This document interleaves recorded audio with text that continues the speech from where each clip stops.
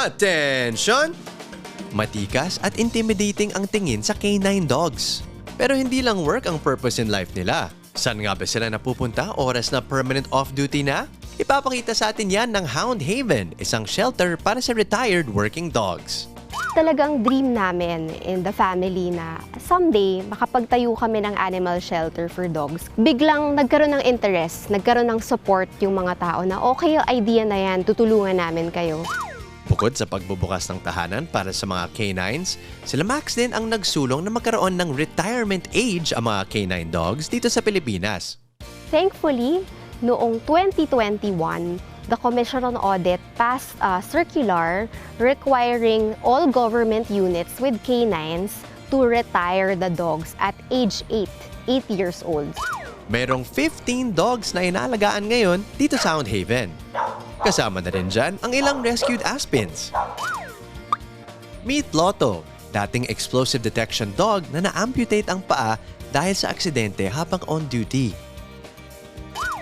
Ito namang si Maha, explosive detection dog din na tinaguri ang Golden Girl sa edad niyang 13. Top-notcher daw siya at maraming kinabilangang demonstrations. Kabaligtaran sa paniniwalang matapang ang mga canine o senior dogs, wala raw dapat ikabahala ang pag-adopt sa kanila. Actually, habang mas tumatanda yung aso, mas nagiging sweet sila. Mas gusto lang nilang pag nakaupo ka, tatabi sila sa'yo. Hindi na sila yung harot. Gusto na lang nila mas malambing. I hope more people give them a chance. Marami nang naalagaan at na-rehome na retired canine ang Hound Haven. Pero hindi raw lahat ng retirees nakahanap ng bagong fur parents.